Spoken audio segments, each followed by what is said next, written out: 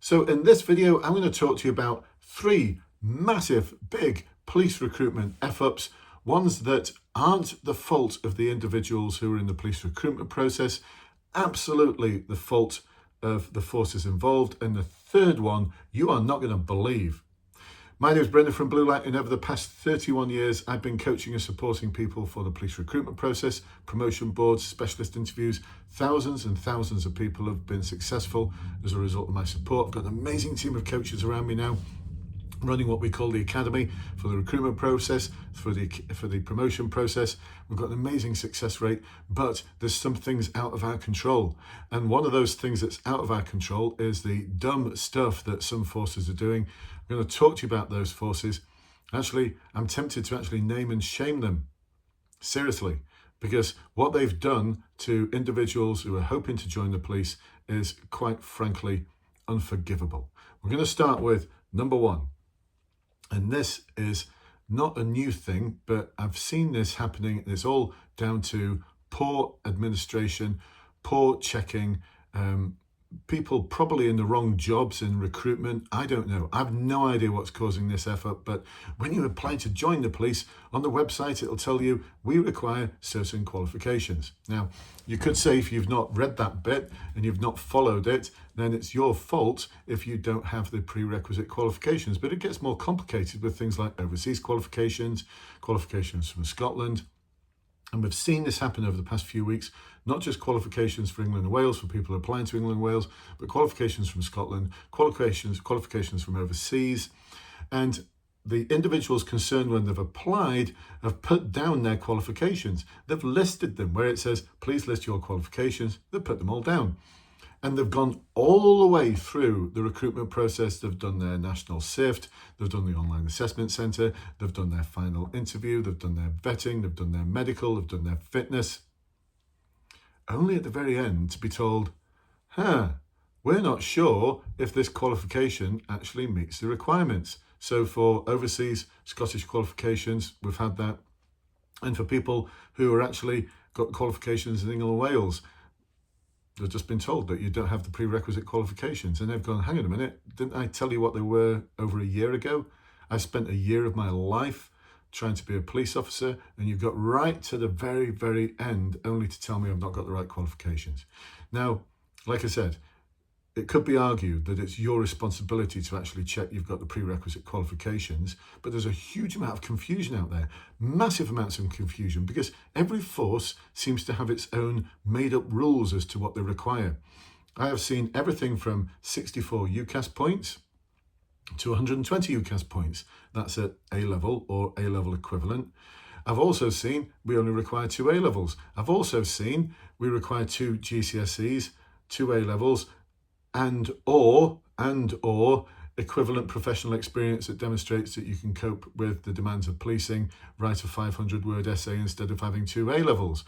We've also seen you've got to have 2 A-levels and you've got to have 3 years of experience in an allied sector, NHS, teaching, social work, that sort of thing, over the past 5 years before you can actually apply. But it's quite vague as to what allied sector means. It gives some examples. This is South Wales Police, by the way. But it's precluding so many people, and it's not an and or, it's an and. You've got to have the 2 A-levels and you've got to have that experience in the allied sectors. So there's a huge amount of confusion.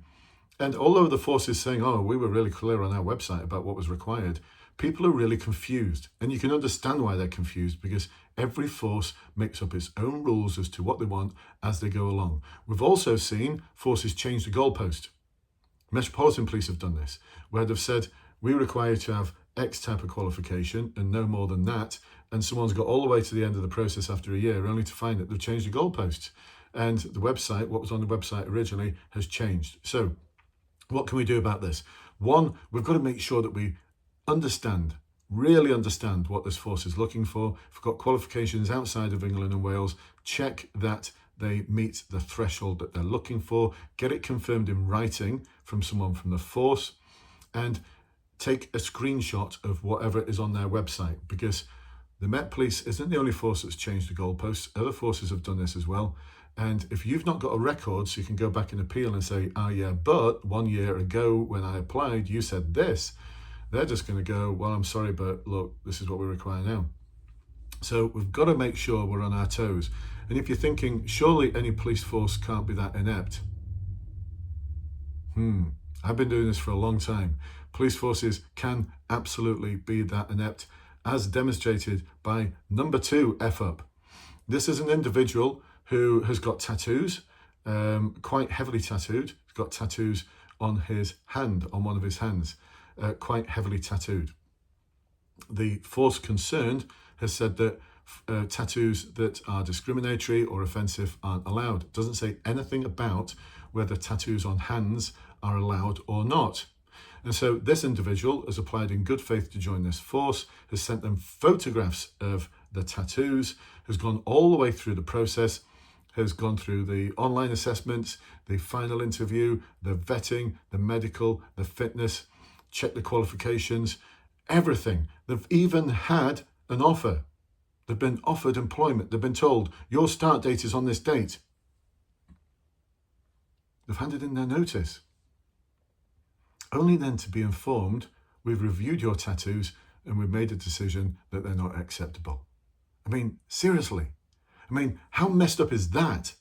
How messed up is that? I just can't get my head around it.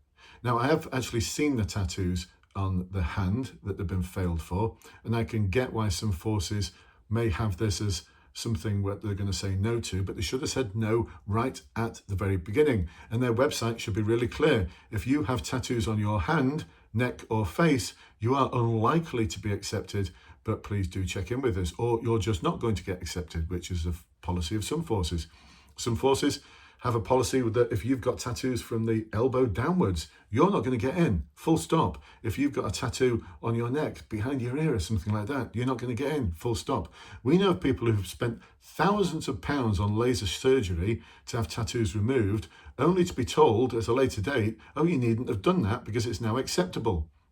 Seriously, police service, get a grip of your tattoo policy because it is seriously effed up. My heart goes out to this individual who has left their employment.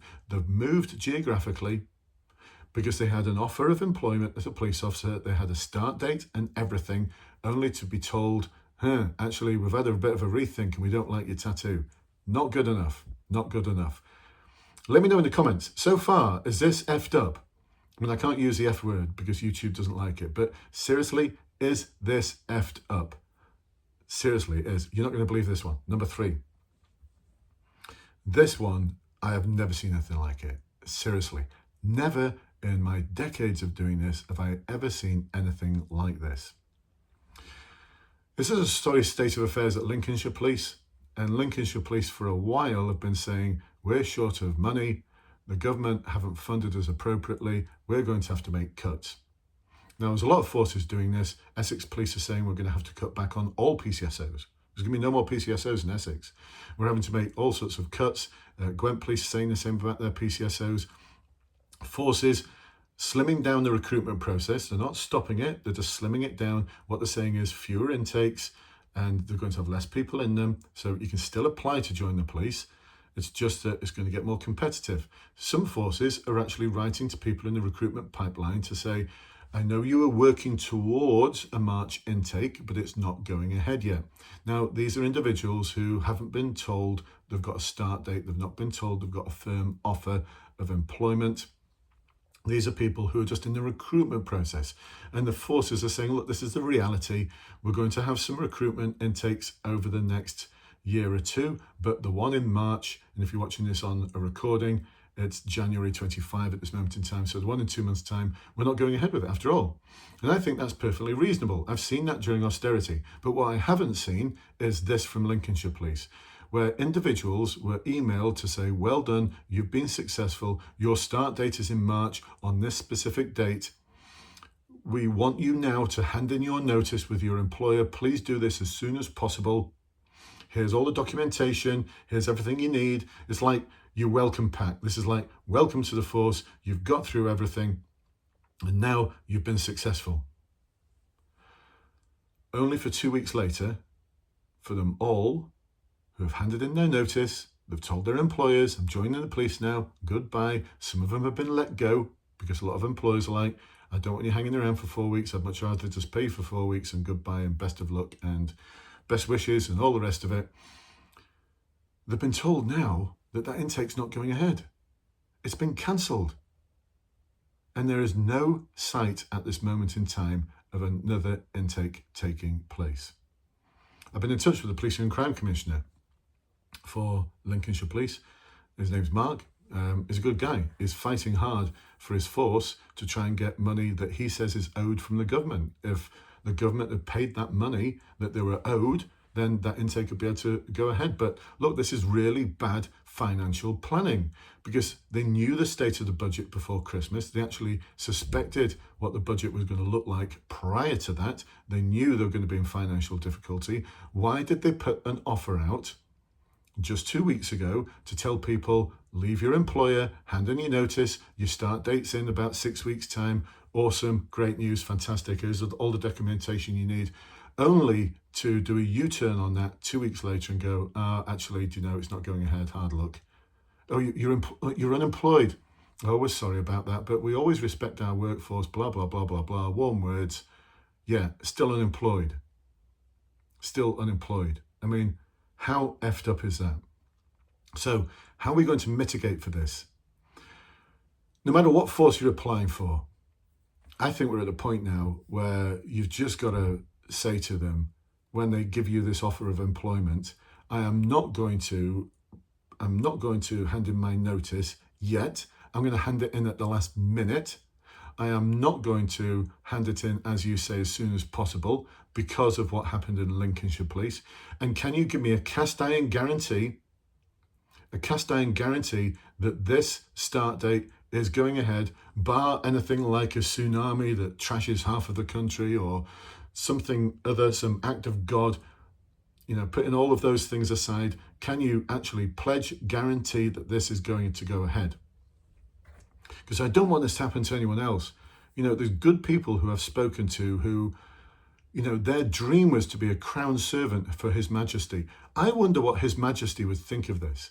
I wonder what King Charles would think of the fact that these individuals had signed up to serve him and his communities, only to be betrayed by their force that they'd chosen to join. How can anyone in the community actually trust this force and the Chief Constable ever again? How can we trust them to do the right thing? Police service is always talking about doing the right thing, integrity, moral courage, respect. I'm not seeing any of this. Actually, if you're thinking he sounds angry, damn right I am. I'm really angry, really, really angry about this, because it's just not on. It's just not acceptable. So that's the only way I can think you can mitigate against this. Ask me any questions about it in the comments below if you are concerned or you've got any comments. But seriously, it's just not good enough. And I'm going to keep battling on behalf of yourselves to make sure that forces get a grip. Seriously, get a grip. You are all people with career dreams, families, aspirations, friends, and to be trashed around like this is just not good enough. You're not a number. Although you may get treated like a number sometimes when you're in the police, and certainly I've been in 3 police forces, and one of them, it's just a number. The other 2 police forces felt a bit like I was part of the family. But ultimately, even when I left them, still just a number. So we've got to hold them to account. I'll hold them to account on your behalf. Please do let me know. Drop me a line if anything like this has happened to you, and I'll fight your corner for you on social media so that you don't get in any bother as a result of fighting your own corner. I'll fight that corner for you. This is Brendan signing off. Hopefully these things won't happen to you and your recruitment journey will be speedy. Everything will go right first time and none of this will happen. But for those of you who are at risk of anything like this, please do let me know. I'll do everything I can to support you. Take care, my friends. Bye-bye for now.